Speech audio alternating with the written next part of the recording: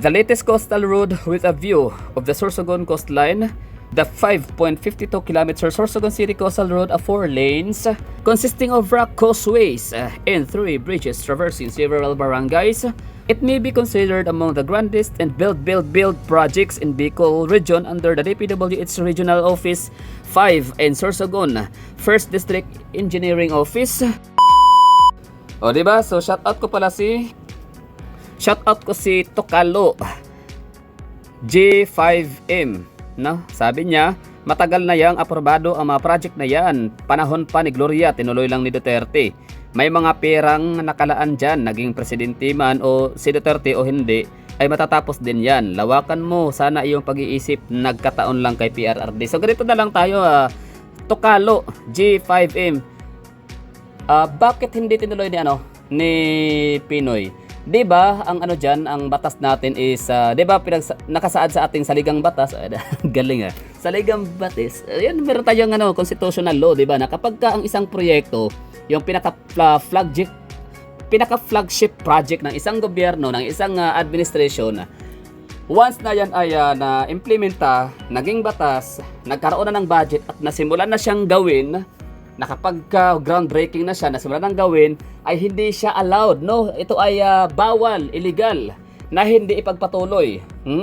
Pwede kang kasuhan ng administrative case at kung ano pa mga pwedeng ikaso sa iyo bilang isang presidente ka dahil hindi mo ipagpatuloy yung isang proyekto na iyong nasundan noong nakaraang administration. So, sa mga nagtatanong dyan, kung gaano nga ba kaganda ang Sorsogon City / Sorsogon Province. Well, andyan na sa picture, andyan na sa video, makikita na ho ninyo kung ito ba talaga sadyang maganda. Kasi para sa akin, ang perspective ko dito sa Sorsogon, ang aking opinion, yung aking reaction and review, masasabi kong yes, very beautiful Sorsogon City.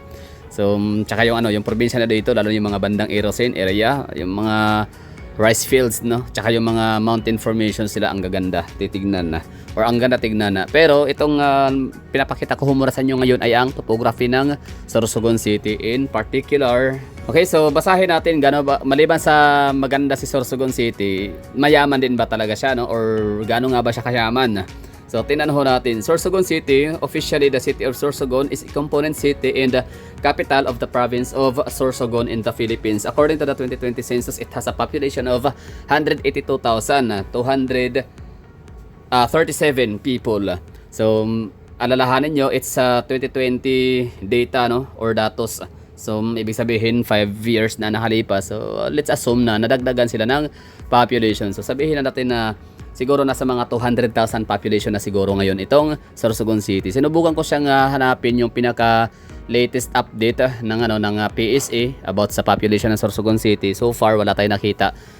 Talagang binibigay talaga sa atin na sagot ay ang 2020. So ibig sabihin mag-a-assume na lang tayo noon sa mga 200,000 population na itong Sorsogon City. Ano ba kasi meron sa isang syudad, or ano ba kasi mangyari kapag magkaroon na ng 200,000 population ng isang syudad, lalo kung ito'y mayaman, tapos ganun din ang kanyang maraming population. So in short say, or sa madaling salita, pwede na siyang mag-apply or eligible na siya for highly urbanized city kapag ma-meet na niya ang dalawang requirements. Yun nga, yung parang 50 million yata yun na annual era. Pero yung sa annual era or sa revenue or sa income ay hindi ako sure dun So let me know in the comment box nga dyan sa mga medyo, at yung mga matatalino dyan, no?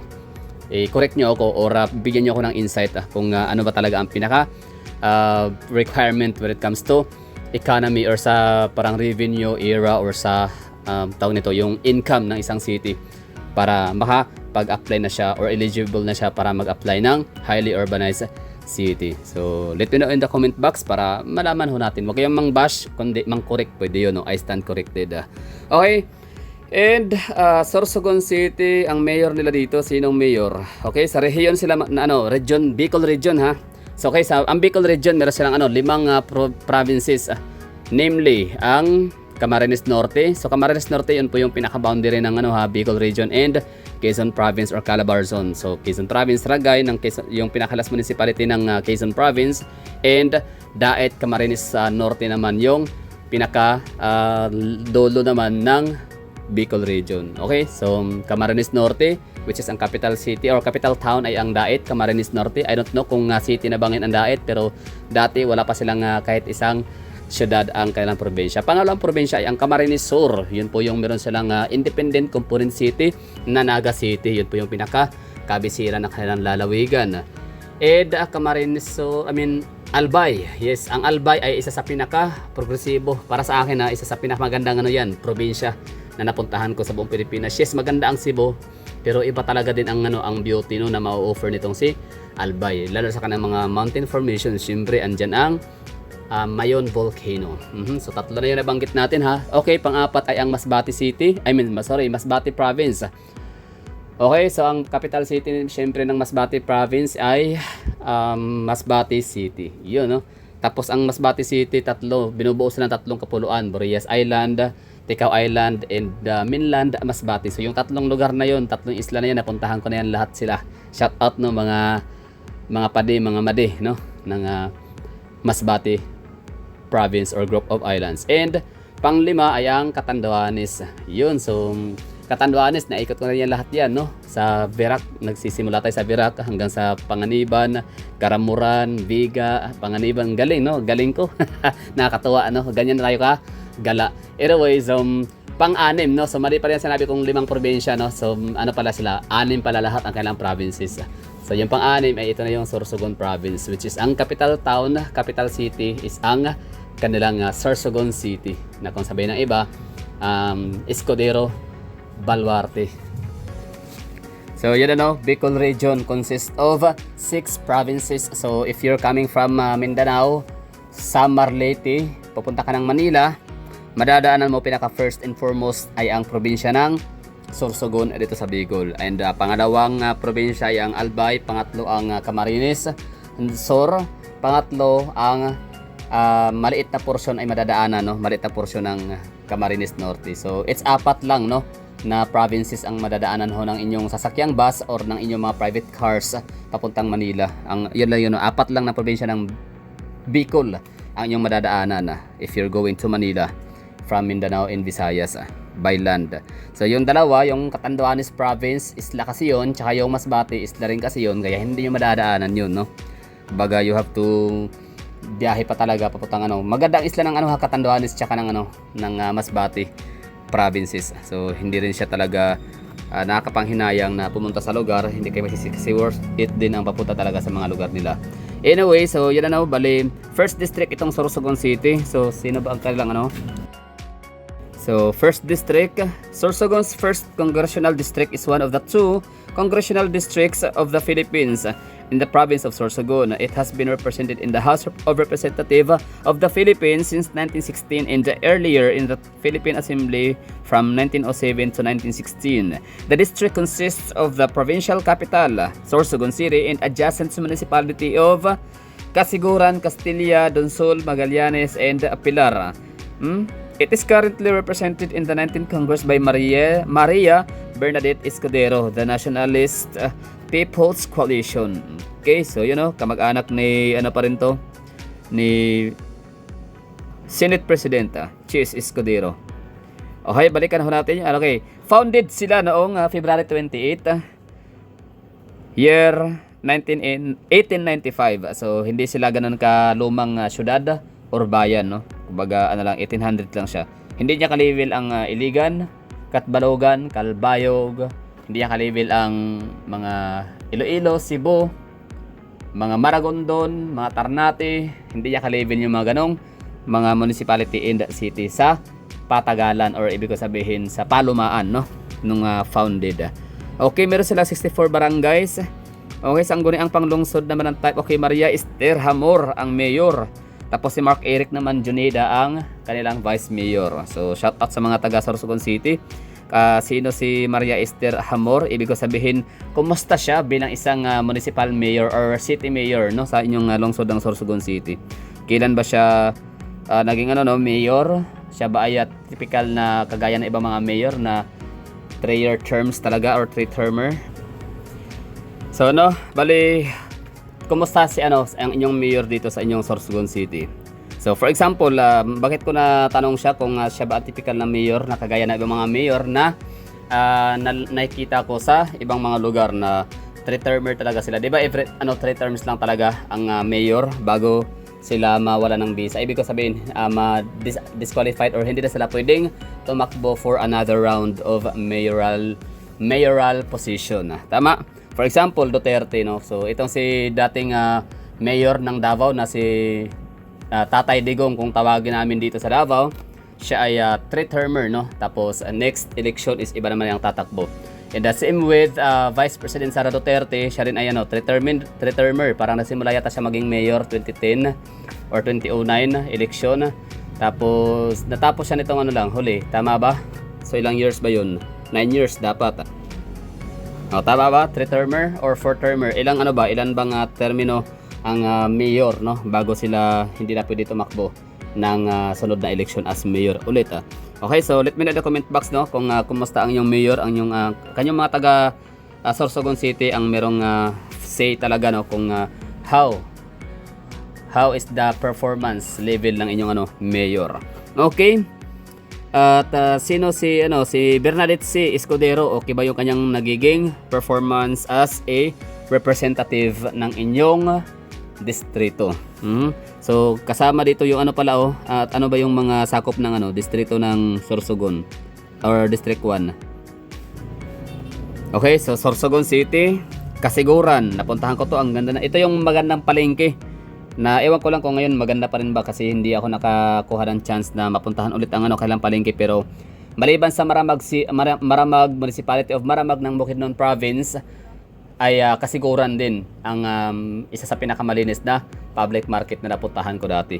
So dati pa naman, bago ako nakapunta ng Kasiguran, Municipality of Kasiguran ng Sorsogon, namangha na ako sa Maramag Public Market kasi sobrang linis nga naman talagang sadya, no? Walang katulad. Not until ako yung makapunta ng Kasiguran ng Sorsogon Province, doon ko nasabi na di hamak na mas maganda ang palengke nila kumpara sa Bukidnon Province. Siguro dahil sa mayroong hanggang second floor ang di ba, Kasiguran Public Market ng Sorsogon. So yun, tsaka Sorsogon City mismo maganda ang palengke din, no? Malinis, tsaka yun, parang mall din ang style. Pataas, no? Parang public market ng Digos style. Dati yung hindi pa na-demolish ang Digos na lumang palengke. Pero sa linis, di hamak na mas malinis. Walang sinabi ang mga lugar, no? Mga public market ng ibang mga munisipyo i-compare sa Kasiguran, Maramag, and dito sa Sorsogon City. So okay, ang sakop nga niya is Sorsogon City, Kasiguran, napuntahan ko na. Castilla. Ang Castilla naman is ito yung parang pinaka-boundary ng Sorsogon and ng Legazpi, Dalaga rather, no? So boundary ng Sorsogon and or pinaka-last municipality itong si Castilla bago mag-probinsya ng Albay. Okay, Donsol, ito yung lugar ni Elizabeth Oropesa, no? Dito rin yung Botanding Festival dati. Like gulat nga ako nung pupunta ako ng Cebu, tapos merong Donsol. Merong mga whale shark, mga botanding sa Donsol ng Cebu. Ibig ko sabihin na Oslob ng Cebu. So yun pala, nag-migrate pala itong mga whale shark, no, from Sorsogon sa may Donsol papuntang Cebu. So yun, ganun talaga, no. So expect the unexpected, no. Maaari talagang mabago ang ikot ng mundo. So dati sikat ang Donsol, Sorsogon dahil sa turismo ng hatid ditong Botanding. Ngayon ay nasa Cebu na sila. Okay, and Magallanes, puntahan ko na rin to. Siya kasi Pilar. Si Magallanes parang medyo remote siya, no, hindi siya masyadong kilala na municipality. Si Pilar naman, syempre daanan ito si Pilar papuntang Masbate. Mayroong port, Pilar Port, bound to Masbate. It is currently represented in the 19th Congress. Okay, so yun na yun, no. Ilang municipality in the city ba ilang LGU ang sakop ni or pinamunuan or ang nirepresent nitong si Maria Bernadette Escudero. So it's Sorsogon, Kasiguran, Castilla, Donsol, Magallanes, and Pilar. So it's 6 LGUs. Okay? So ang cityhood ni Sorsogon City is noong December 16, 2000. So ibig sabihin, ilang taon na siya? 25 years old, no, sa kanyang pagiging cityhood. At hindi siya na-demote, hindi siya na tanggalan ng kuroda or ng award or record or ng kanyang pangalan labeled as city, no, unlike nung El Salvador City ng Misamis ba Osamis, basta ako nalilito sa dalawa, Osamis, Misamis, basta may mga miss, no, basta malapit sa Cagayan, Metro Cagayan de Oro. So yun na yun. So El Salvador. Tapos yung Mati City, itong Catbalogan City, no. So yun na yung mga example lang ho yun sa mga city ngayon na minsan lang naging city na rin noon na tinanggalan na demote, tapos ayun, naging city na naman ulit, no. Okay, so sangguniang pangloso si Barangays Bernadette Escudero. Okay, meron silang electorate na 111,000 voters. So marami yan, no. Malaking din yan talaga. Actually, ang Sorsogon City ang may pinakamaraming tao, pinaka most populous na local government or area sa Sorsogon. Palibhasa sila ang capital city.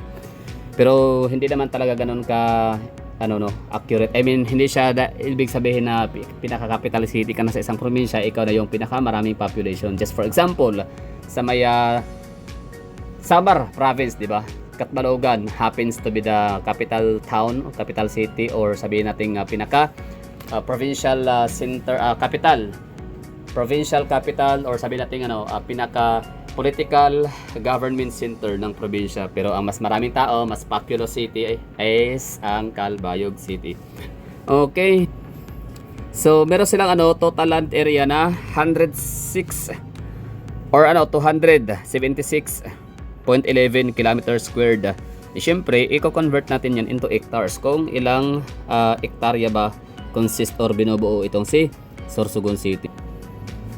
Okay, so 27,600 ang kanyang hektarya. So malaki ba siya? Gaano siya kalaki kung i-compare natin siya kay Cebu City, Iloilo, and Davao City? Okay, no? So insights tayo sa population, land area. So si Sorsogon City is meron siyang 27,600 hectares.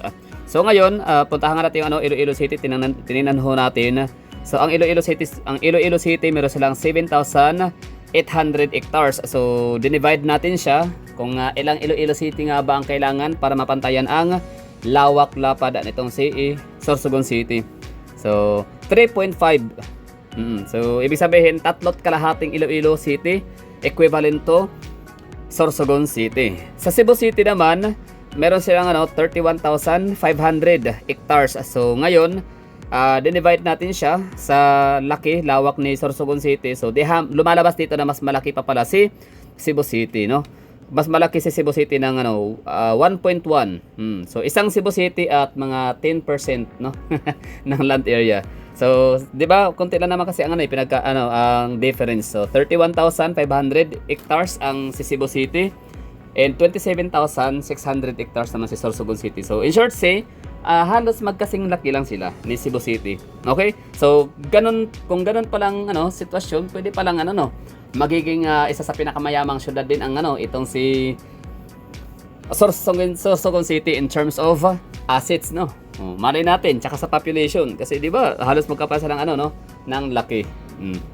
And kay Davao City naman, so syempre napakalawak ni Davao City, no. Siya talaga lumalabas sa the largest city in terms of land area dito sa ating bansang Pilipinas. Davao City meron tayong 244,300 hectares. So ngayon, dinivide natin itong 27,000 hectares ni Sorsogon City, lumalabas na 8.8, no. So ibig sabihin 8 Sorsogon City and 80%, no. So 8.8. So 8 Sorsogon City or almost 9 kapirasong Sorsogon City bago niya mapantayan ang lawak ni Davao City land area. Okay, sa Bacolod City, Bacolod City. Tinanong natin yung hektarya dito. Maliit lang pala si Bacolod, no? Bacolod City. Meron lang siyang 16,200 hectares na land area. So parang magkakasing laki lang sila ni Sorsogon City. Di hamak na mas malaki nga lang ng konti si Sorsogon. Kasi dinivide natin siya 27,600 hectares divided by 16,200 na land area ni Bacolod City is 1.7 or almost dalawa, no? Isa't kalahati lagpas, no?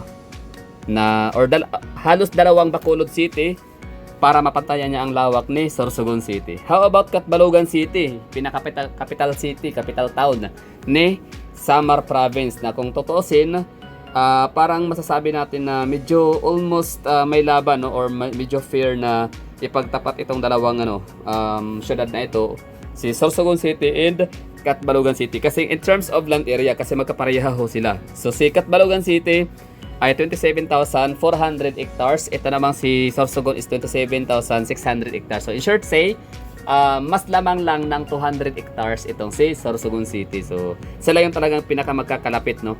Sorsogon City, 200 lang na hektarya ang inilamang kay Catbalogan City ng Samar Province sa Visayas Region, Eastern Visayas Region.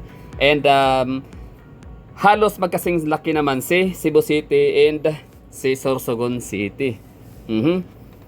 Okay, si Tacloban pala, hindi pwedeng kalimutan, no? Ang Tacloban City.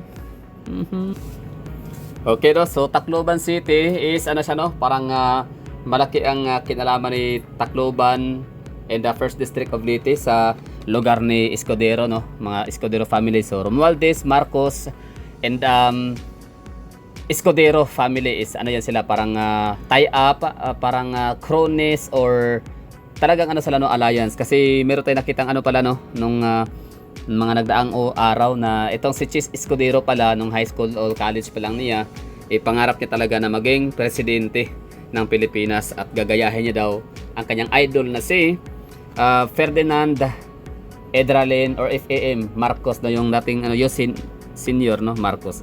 So idol niya pala yung tao na yon, kaya gusto niya maging presidente na rin. Kaya hindi nakapagtataka ngayon na sabi nga nila, ginawa daw siyang ano, parang personal alalay, no, parang alalay ni ano ni Lisa Marcos, taga-abot ng ano ng kanyang alak inumin. So ganun pala talaga ka close ang kanilang pamilya.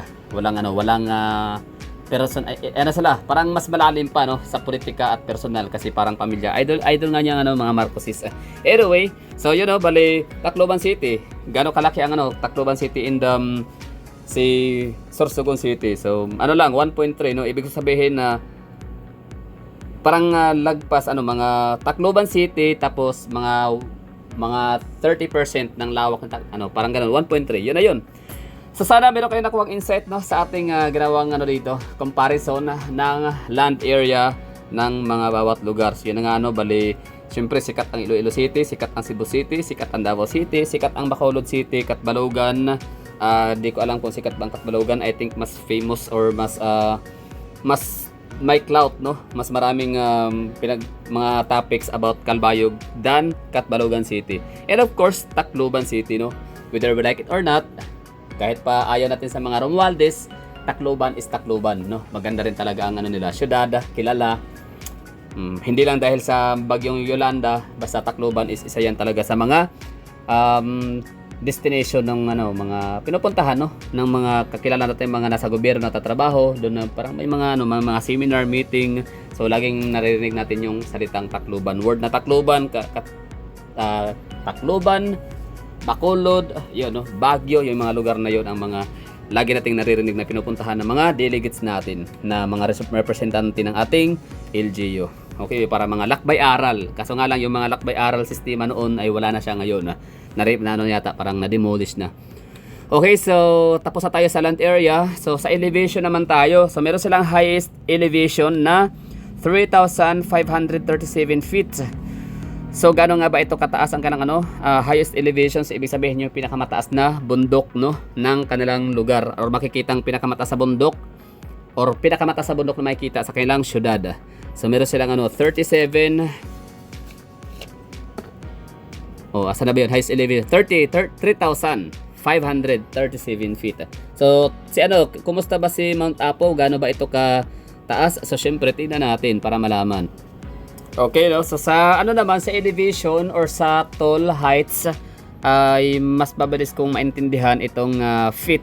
So dito tayo sa 3,537 feet, ang pinakamataas, no, na elevation or yung pinakamataas na bundok, no, na makikita, matatagpuan sa lupain ng Sorsogon City. So gaano ito kababa kung ikumpara natin sa Mount Apo, highest elevation ng Davao City? So nasa 2.6, no, or dalawang ano, i-divide mo. So yun, no, bali 2.6 or dalawang ano, i-divide, o basta dalawang pinakamataas sa bundok ng ano, 2.5 na bundok ipapile, no, itong bukid, itong bundok, highest elevation ng Sorsogon City na nakikita natin sa video. 2 times 0.6, no? Basta 2.6 times yung yung kanyang taas para mapantayan si tallest mountain of the Philippines, which is Mount Apo ng Davao City ng North Cotabato and Davao del Sur. And households pala, no, so meron silang 40,928 kabahayan. Okay. So parang lumalabas lang pala tong si Sorsogon City na parang isang lang, barangay lang siya ng Davao City, kasi ang sa Davao City is nasa 344,000 houses, no? Mahigit pa doon ang meron sa Davao City. So para siyang lang, parang siguro barangay Bukana. Ganun, no, yung dami. Anyway, so proceed tayo sa revenue, sa income, di ba? Sorsogon ang tawag sa mga taga Sorsogon. Ang kanilang economy naman, income class is second income class city. Okay, sa tingin nyo, okay lang ba siya? Not bad at all. Okay na ba 'yon, no? Makatarungan ba na naging siya, second income class city? Considering na siya ang pinakakabisira ng kailang probinsya, pinakalalawigan, pinakakapital, pinaka-central political center of the province, 'di ba? Ang Sorsogon City. 'Di ba dapat siya? First income class city, pero okay lang din naman, wala problema, no? Okay, revenue, meron silang 1.3 billion. Okay, by 2023. So in short say, itong si Sorsogon City is legit and pasok na siya, no, sa label as billionaires city. Meron silang asset na 3.2 billion 2020. So baka mas tumaas pa ngayon kung hindi lang nagbibenta ng mga assets, no, kagaya nitong ginawa ng ating pinakamahal na Pangulong BBM, na imbes mag-acquire ng napakaraming assets ay nagbebenta, no? More on benta ang natin ngayon, administration. So yeah, kung hindi lang sila nagbebenta ito kanang Sorsogon City ng mga assets, baka mas nadagdagan pa ang kalang yung kailang assets ngayon, kasi 2020 pa ito na statistics. Expenditure, so gumagastos sila ng 1.1 billion, no, noong 2020. Tapos meron naman silang liabilities. Itong liabilities, ito yung mga pinaka-expenses talaga ng city government or ng LGU. Yun na yung mga parang kalsada, mga hospitals, public hospitals, mga public markets, mga eskwelahan, mga public schools, at kung ano-ano pa, no, na ginagastosan talaga siya. Kumbaga ito yung parang pinaka-access na mga facilities, accessible facilities para sa ating mga mamamayan, no, ating mga constituents. Tama ba ako doon? So let me know in the comment box naman. Siyempre open ho yung natin dyan, ha, comment box for correction. I stand corrected ho talaga. Tama ba? So basta yun lang, ha, I stand corrected. Bali open yung natin dyan, comment box. At saka hindi lang ako yung magkakaroon ng kaalaman sa inyong mga binibigay na mga komento ng inyong katalinuhan. Okay? Sorsogon to electric or Soreco to ang kailangan kuryente. Okay? Ang salita rito ay Central Bicol Tagalog, pero sa totoo lang may hawig sila sa Masbate, and although Masbate is hawig siya talaga malamang sa Sorsogon province ang salita, gawa nung sila ay magkarikit lang. Tsaka ng Northern Samar or Samar, no, yung parang usad. Oo, no, medyo may pagkakahawig sa Waray itong salita ng Sorsogon, lalo sa may bandang Magallanes, bandang Matnog. So sa Sorsogon City hindi ako sure masyado. And of course, let's go to Sorsogon City. Sa parang history na siguro to, no? Sorsogon City, hindi pa pala. Sorsogon City is the most populous city in the province, a third most populous city in the entire Bicol, and one of the leading cities in urbanization and most promising city in terms of development. The component city was established on the year of 1989 from the merger of Bacon. Ito Bacon, napuntahan na natin to dati. And Sorsogon municipalities. The city's total population spread across 64. Okay. It serves transshipment point from the Visayas and Mindanao provinces and is dubbed as the gateway to the southern Philippines. Sorsogon City is considered as one of the emerging cities due to its vibrant economy and growing population. Okay, evidence of human habitation come from 3,000-year-old remains in a cave in Bacon and ancient burial sites. Okay. Pero syempre yung founded lang din naman na pinag-uusapan natin ay itong kailan sila na founded ng Espanyol at ginawang town. Okay? Okay, so 3,000-year-old remains in cave in Bacon and ancient burial sites dug upstream of Sorsogon rivers. Spanish missionaries came upon settlements in both cities where when they arrived in the 1600s. Moro pirates had already frequented the territorial waters before the arrival of the Spanish missions. Bacon was established as a visita of Kasiguran, while Sorsogon, originally in situ Pokdol in Kapoy, was then established as a visita of Bacon. Sorsogon then became the independent full-flag parish in 1628 due to an increase in the population. The two parishes later became civilian political units. Okay. So basta yung nababanggit ito na Bacon is ano to, parang barangay na siya ngayon, Sorsogon. Tama ba ako or distrito? Basta Bacon, Sorsogon City, or basta hindi siya municipality. I think it's district or barangay ng Sorsogon City. O mga taga Sorsogon, kailangan ko tulog ho ninyo. Paki-comment ho diyan, no. Kasi nagpupunta ako dito dati sa Bacon, maganda diyan ang dagat. Yep. Naliligo kami ng dagat diyan dati sa inuman. May mga may mga resort, no. May mga cottages. So economy, Sorsogon City is the economic center of Sorsogon province and the hub of trade and commerce. It is one of the major cities in Bicol region after Naga City, Camarines Sur, and Legazpi City in Albay. The city is a vital financial center housing numerous banks, non-bank financial institutions, and a manufacturing corporation and offices of major government departments and agencies. Although Sorsogon City does not have significant manufacturing industries, its dynamic service and agricultural sectors drive the economy forward. In 2022 COA report, Sorsogon City ranked third out of the 7 cities in the Bicol region with a total revenue of 1.42 billion pesos only, after Legazpi City with 1.84 billion and Naga City with 1.76 billion, making it part of the key urban centers in the region.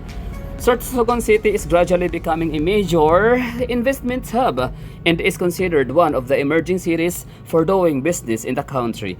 Investors in banking, real estate, retail, manufacturing, and other business and industrial enterprises are similarly drawn to the city because of its rapid advancements of government infrastructure and business-friendly environment. Okay, so yun na siguro. We're done. So sana ay nagustuhan ninyo. Meron pa dito, road networks to decongest the Pan-Philippine Highway and to spur new development outside the downtown area. Two bypass roads were constructed in Sorsogon City. Okay, yan po yung dinaanan natin nung papunta natin ng Legazpi City ng Albay. Number 1, the 7.6 kilometer Salvador Escudero, the third diversion road traversing Barangay Pangpang, Macabog, San Juan, Bibingkahan, and exits in Barangay Cabidan, Sorsogon City. Number 2, the latest coastal road with a view of the Sorsogon coastline, the 5.52 km Sorsogon City Coastal Road of 4 lanes, consisting of rock causeways and 3 bridges traversing several barangays of Sirangan, Sampaloc, Balobo, Pangpang, Togos, Cambulaga, and Talisay in Sorsogon City. It may be considered among the grandest and build projects in Bicol region under the DPWH Regional Office 5 and Sorsogon 1st District Engineering Office. Through the effort of Senator Francis Escudero, other than decongesting the heavy traffic in the main thoroughfare of Sorsogon City. This road was built to provide protection to the surrounding areas from the storm surges, especially the Bicol region is among the most frequent path of typhoons entering the Philippine area of responsibility. Diba? So shoutout ko si Tocalo J5M, no? Sabi niya, matagal na yang aprobado ang mga project na yan. Panahon pa ni Gloria, tinuloy lang ni Duterte. May mga perang nakalaan dyan, naging presidente man o si Duterte o hindi, ay matatapos din yan. Lawakan mo, sana iyong pag-iisip, nagkataon lang kay PRRD. So ganito na lang tayo, Tocalo G5M. Bakit hindi tinuloy ni Pinoy? 'Di ba ang diyan, ang batas natin is 'di ba nakasaad sa ating saligang batas. Galing Saligang batas. Ayun, meron tayong constitutional law, 'di ba? Na kapag ang isang proyekto, yung pinaka flagship project ng isang gobyerno, ng isang administration, once na yan ay na-implementa, naging batas, nagkaroon na ng budget at nasimulan na siyang gawin, groundbreaking na siya, nasimulan ng gawin, ay hindi siya allowed, no? Ito ay bawal, illegal, na hindi ipagpatuloy. Pwede kang kasuhan ng administrative case at kung ano-ano pa mga pwedeng ikaso sa iyo bilang isang presidente ka dahil hindi mo ipagpatuloy yung isang proyekto na iyong nasundan noong nakaraang administration. So if that's the case na sa panahon pa pala ito ni Gloria Arroyo, edi sana nakulong or edi sana nakasuhan si Pinoy, no? Dahil meron na palang budget. Bakit di niya pinagpatuloy? Di ba? For example, sa panahon ni Pinoy, meron siyang mga PPP or yung Kayo ang Bosco Project, di ba? Yung mga PNR na yung mga CR na magkadikit-dikit yung mga kubita na walang yung walang partition, di ba? Walang division, di ba? Na pwede kayong doon habang tumataya kayo sabay-sabay, pwede kayong maghahawak-hawak kamay, gano'n, no? Pwede kayong gagawa ng ritual, pwede kayong mag-holding hands, di ba? Habang kayo nakaupo sa kubita, di ba? Habang kayo tumatay, so pwede kayong hawak kamay, di ba? Mga ganun lang, no? Kasi walang partition. So yun ay kasama siya ng na budgeted na talaga yon, approved na siya, nagawa na siya ng meron ng budget kasi walang tatrabahuin kahit palpak, pinagpatuloy ni Art Tugade sa administration ni Duterte under the Build Project. So ngayon, bakit hindi kinasuhan si Pinoy, di ba? Ibig sabihin, hindi talaga siya hindi siya approved budget. Hindi rin siya nasimulang gawin or trabahuin nung sa time ni Gloria Arroyo. Di ba?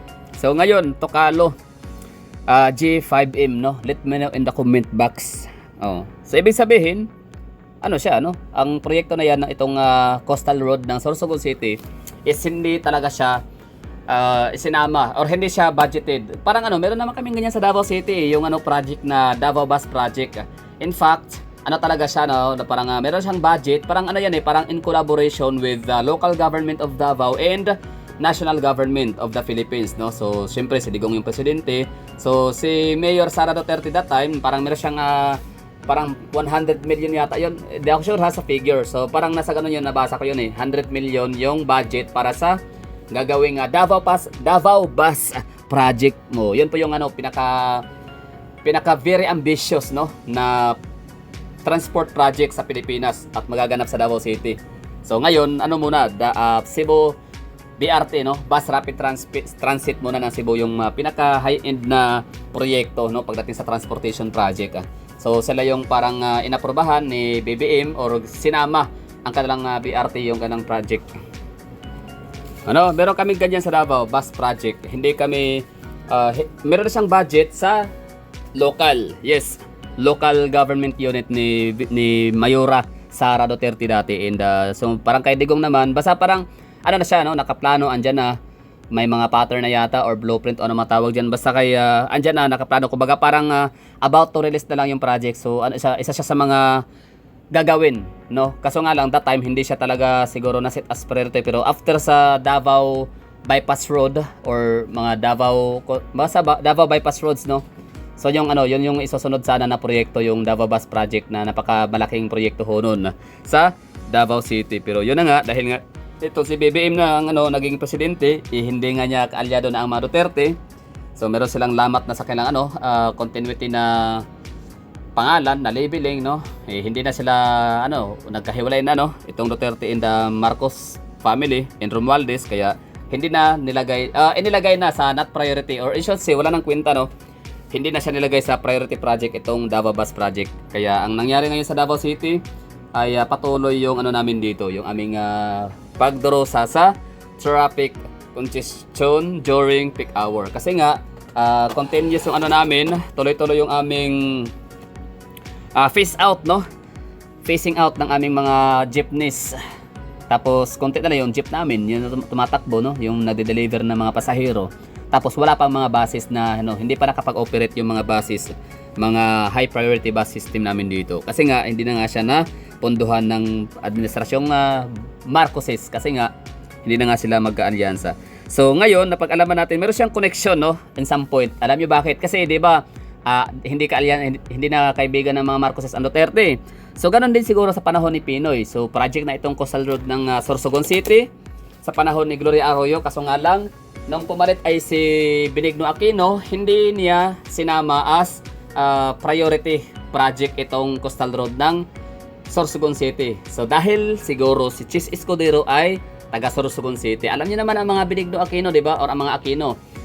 Kayo ay Romualdez at Marcos ang presidente kay Aquino. Bahala kayo sa buhay niyo. Naalala niyo 'yon, yung sa Tacloban, di ba?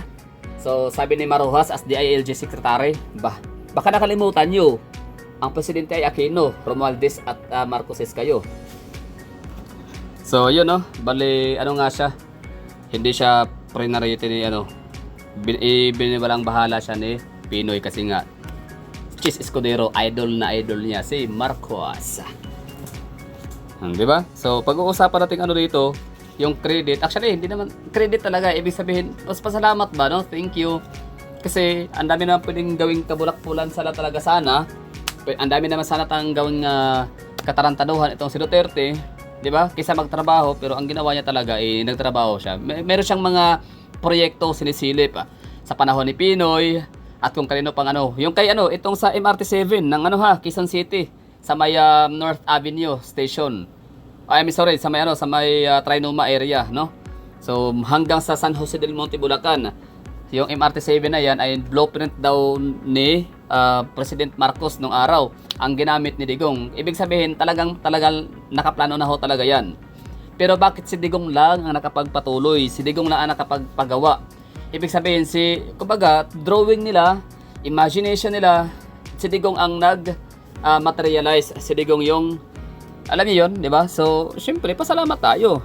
Kasi kahit paano, hindi naman sa legacy, pero wala hindi natin masisisi ang mga Pilipino. Tayo mga Pilipino, hindi natin masisisi na bakit masyado tayong naka-obsessed, naka-subscribe sa salitang legacy.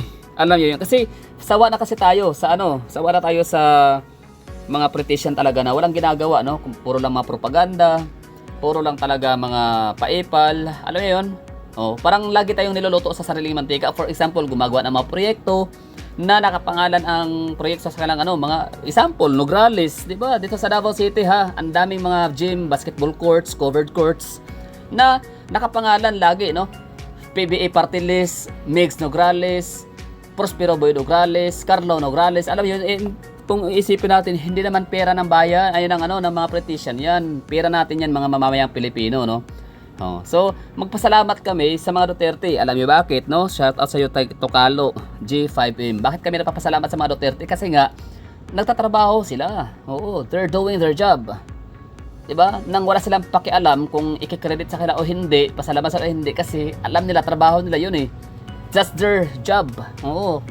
That's their responsibility to make a policy na mapapakinabangan ng mas nakararami. May masasagasaan, for example, drug war. Diba? Nasasagasaan talaga mga addict, thousands, millions ang surrender. Yung mga nag-submit, nagpatokhang, nag-submit sa kanang sarili, nag-promise, no? Nag-oath na hindi na sila magsasyakoy. Alam niyo 'yon? So sino nakikinabang? So syempre yung mga hindi na talaga kayang tigilan ang bisyo kasi nga addict na, lulong na at umaasa sila pangkabuhayan na.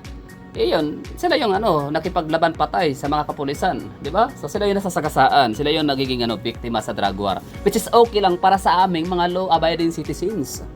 Kasi sila yung nangamatay araw-araw, no? Araw-araw may mga bumubulagta sa gilid-gilid nung time na yon, 2017, 2018. Nasa Maynila ako niyan. Talagang kada uwi ko na lang may mga nakatirik na cross at kandila sa gilid ng kalsada ng Caloocan, ng Phase 1. Alam niyo 'yon, Harmony ng Bulacan. Di ba? Yan lang 'yon. Tayo? Puno ang ang dami, punong-puno ang Pilipinas na mga kongresista, mayors, governors, senators at mga kung ano pang mga ipolitiko sa Pilipinas na yan nga ginigisa tayo sa sariling mantika, no? Kumbaga as if napakabait nila, napakabatulungin. Alam niyo 'yon? Parang binibrainwash tayo lagi, ginagaslight, binibrainwash, minamanipulate, no? Nitong mga gagong mga mga kongresista, no? And mga mayors, mga governors at kung sino pa mga presidente, senator, no? Sa Pilipinas na yun nga pinapalabas nila lagi. Pinipaint nila yung sarili nila as santo, pinakamagaling. Pero yun pala, kurakot palang mga alam niyo na yun, di ba? Ayaw ko magmura syempre. So forward na tayo, move on, no? Let's move on sa politics na yan kasi talagang ako na-stress talaga sa panahon natin ngayon, no. Daming mga binibenta ang natin, government administration instead na mag-acquire ng maraming asset, pero yan binibenta na lang sa kanilang mga cronies, syempre kakilala ng mga mayayaman, oligarchs. Okay na siguro tayo dito. Maraming thank you. Wait lang, punta tama natin. Meron pa tayo hindi nabasa. Industries, okay, tourism, sikat, no. Pwede siyang gawing tourism ang Sorsogon City. Okay siya. As a gateway to the Visayas and Mindanao, tourism plays a major part as a catalyst in contributing to Sorsogon City's economy. There are myriad of selections of attractions in the city that tourists can visit. Here are the Sorsogon City's point of interest destinations and attractions.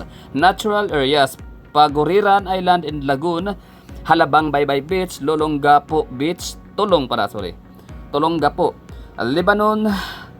Lebanon Black Sand Beach, Pagol Beach, Buhatan River Tour, and Firefly Watching, Busay Falls. Historical locations, Sorsogon Provincial, okay?